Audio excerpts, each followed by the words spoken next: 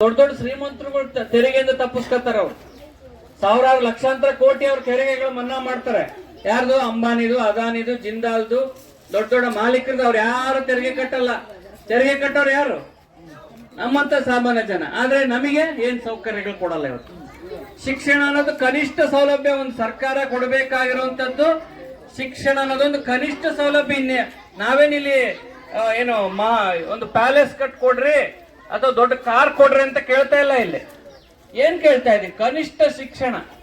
ಇದು ಯಾವುದೇ ಪ್ರಜಾಪ್ರಭುತ್ವ ದೇಶದಲ್ಲಿ ಕೊಡಬೇಕಾಗಿರೋದು ಸರ್ಕಾರದ ಪ್ರಥಮ ಕರ್ತವ್ಯ. ಅದಕ್ಕೆ 10% ದುಡ್ಡನ್ನ ಎತ್ತಿಡ್ಬೇಕು ಸರ್ಕಾರ. ಆದ್ರೆ ಏನ್ ಮಾಡ್ತಾ ಇದಾರೆ? ಬರ್ತಾ ಬರ್ತಾ ಬರ್ತಾ ಶಿಕ್ಷಣಕ್ಕೆ ದುಡ್ಡನ್ನ ಕಡಿಮೆ ಮಾಡ್ತಾ ಮಾಡ್ತಾ ಹೆಚ್ಚೆಚ್ಚು ಖಾಸಗಿ ಅವ್ರ ಕೈ ಒಪ್ಪಿಸ್ತಾ ಇದ್ದಾರೆ. ದೊಡ್ಡ ದೊಡ್ಡ ಪ್ರೈವೇಟ್ ಮ್ಯಾನೇಜ್ಮೆಂಟ್ಗಳು, ದೊಡ್ಡ ದೊಡ್ಡ ಸಂಸ್ಥೆಗಳು, MLAಗಳು, MP ಗಳು, ದೊಡ್ಡ ದೊಡ್ಡ ಇವನ್ ಗಡಿ ಮಾಲೀಕರು, ಫ್ಯಾಕ್ಟರಿ ಮಾಲೀಕರು, ಅವ್ರು ಇವತ್ತು ಸ್ಕೂಲು ಕಾಲೇಜುಗಳು ತೆಗಿತಾ ಇದಾರೆ. ಯಾಕೆ? ಬಿಸ್ನೆಸ್ ಮಾಡಕ್ಕೆ. ಇಲ್ಲಿ ಒಳ್ಳೆ ಬಿಸ್ನೆಸ್ ಆಗ್ತದೆ. ಇಲ್ಲಿ ಲಾಸ್ ಅನ್ನೋದೇ ಇಲ್ಲ. ಯಾವಾಗ್ಲೂ ವರ್ಷಾನುಗಟ್ಲೆ ಲಾಭ ಬರ್ತಾನೇ ಹೋಗುತ್ತೆ.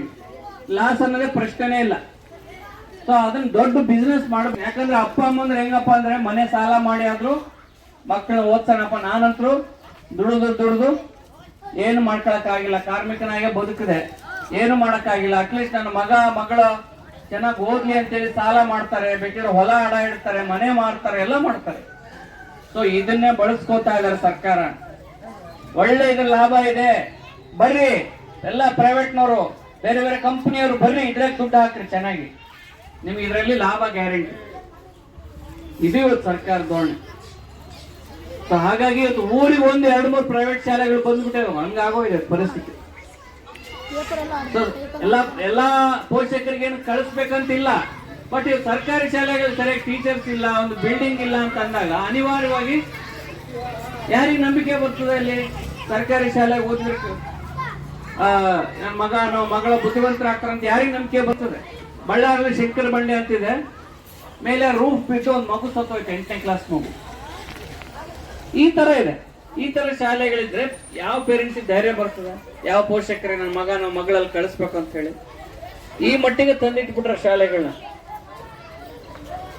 ಸೊ ಸರ್ಕಾರದ ದುಡ್ಡಿನ ಕೊರತೆ ಇದೆ ಅಂತ ಅಲ್ಲ, ಅವರಿಗೆ ಕೊಡೋದಕ್ಕೆ ಮನ್ಸಿಲ್ಲ. ಇಂಥದಕ್ಕೆ ಅವರಿಗೆ ಎಲ್ಲಿ ಲಾಭ ಬರ್ಬೇಕು ಅಲ್ಲೇ ಹಾಕ್ತಾರೆ.